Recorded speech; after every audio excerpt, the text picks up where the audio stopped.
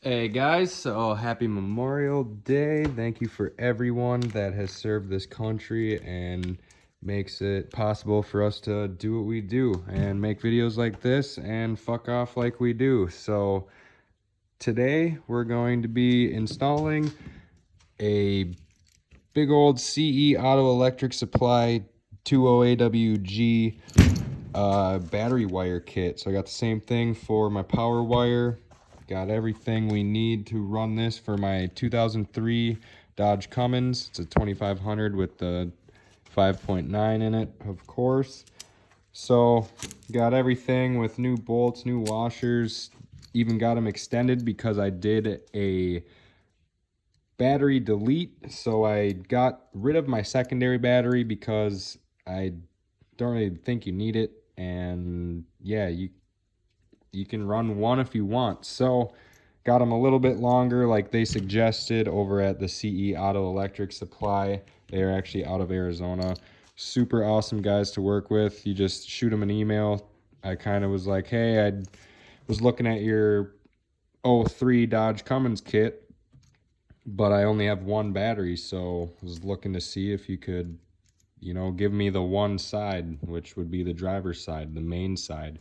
So that's what he did, and he suggested a few things, and we went that route, and it honestly was only like 100 something bucks, and it's gonna be sweet. So PCM is gonna be able to read the transmission right, and transmission's gonna be able to shift right, and thing will be nice. So if you live in a state that has salted roads and has weather that gets really cold, over time the wires are going to corrode and it's not going to do exactly what it should. So I suggest doing this if you got an old truck and it shifts weird and stuff isn't exactly right.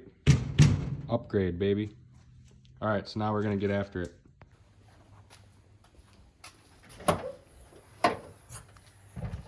So your stuff probably looks like this, all the way from the factory from 03.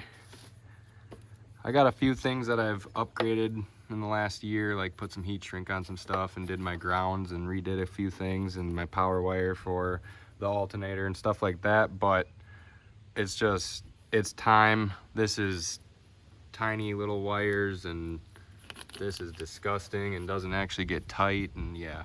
So that's what we're gonna do. And over here we have no battery, no tray, stuff tucked up, deleted. And then I do not have a grid heater. I have deleted too.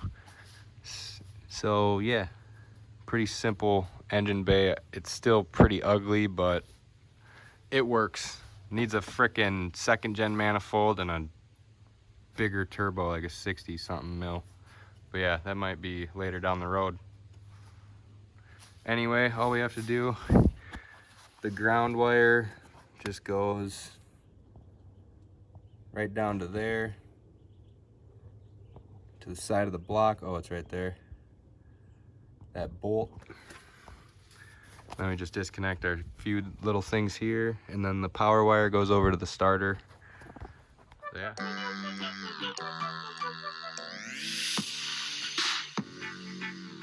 Fucking rocks there.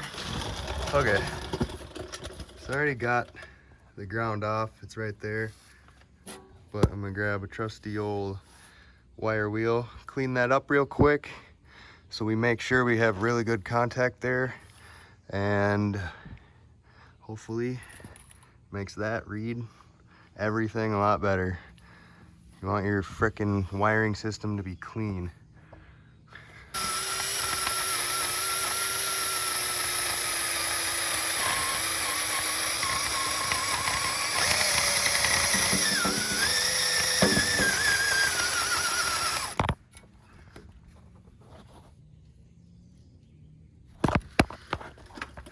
Nice and fresh.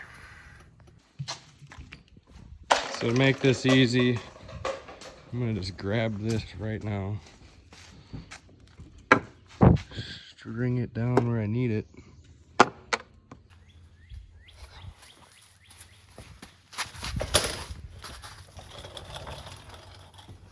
So there's the new cable, just bolted up to the block. As you saw before, I cleaned it up with the wire wheel, so we'll go up top.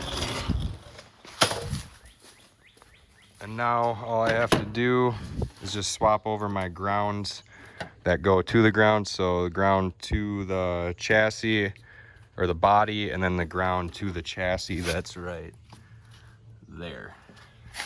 So we'll do that real quick, just swap them over. So I made it easy, just kept them connected. So right here, here's the shorter one that goes to the body, and then there's a longer one right here that goes down to the frame.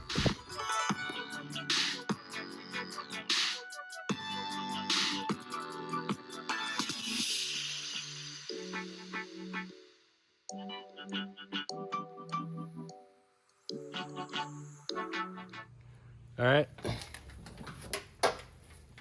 there's our old one, our 2 grounds off the ground. That went to the chassis, so throw that away. And then, boom, we got our new heavy duty connections. This grounded up, and our 1 to our chassis grounded. So now all we gotta do is our power wire. All right, so the power wire, that's a 15 mil with a long ass extension. Get it. You can see it sitting right next to where it popped it off. You can barely see the stud right up there. But you take that off, and then there's this like stock security wire, I think it is, stuck in the loom. So I just cut all the tape that was on the loom and ripped the loom off. So you got the loom sitting there, so I'm just gonna keep that there so I'm not messing anything up. That goes down next to the starter and has a plug that matches this one. I'm not sure what it is. I'm not gonna mess with it right now. I'll probably end up looking it up and figuring it out, but for now, I'm gonna keep it like that. So I pulled it out. Now I just need to get the other power wire for the fuse box unbolted. So I gotta take the alternator power wire off, and then can just unbolt this power wire and then put our new cable in. So reverse process.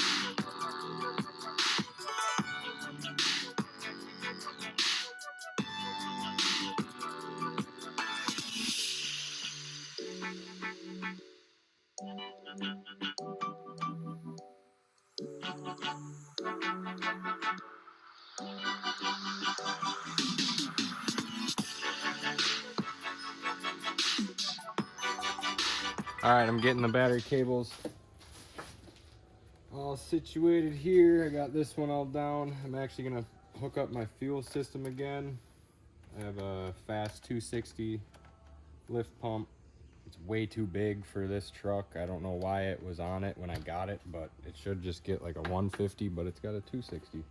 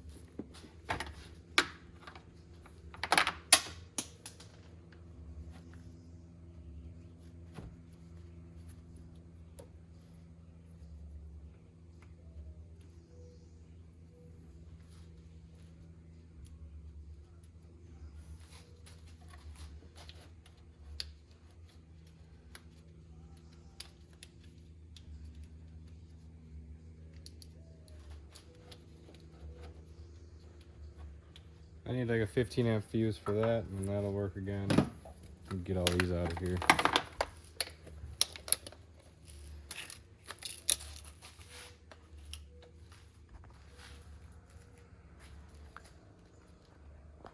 So I think from the beginning of the video, it looks a lot cleaner. I got a few zip ties to snip and stuff, but it's way freaking cleaner. Connection, so much more heavy duty. I'm gonna get a fuse for this to run my fuel system again. But man, it looks just way better. I'm gonna try and find a before, hopefully at the beginning of the video. But man, I'm pretty stoked with that. CE Auto Electric, they hooked it up. You guys really kill it over there. They got some clean stuff and it works out real well. I'm gonna end up getting a little bit taller battery, and these cables got plenty of room to move. So yeah guys, that's about it. If you have any questions, leave me some comments down below. I would love to hear it. Let me know what you think of the setup without having the battery. I do live in Minnesota. I don't have problems without having a grid heater or an extra battery. These things just don't need them. But yeah, that's about it guys. Almost forgot a running clip. I need to get a fuse for that, so I disconnected it for now.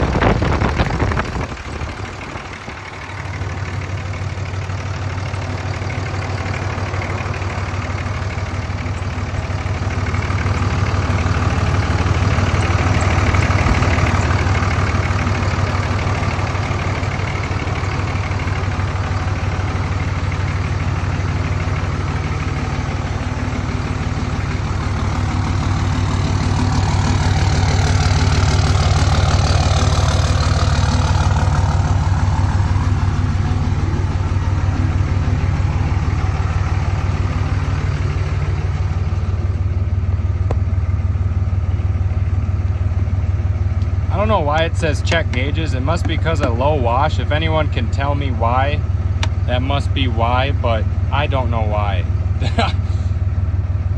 Door ajar, I don't know. It must be because of that. But yeah, plenty of volts to go around.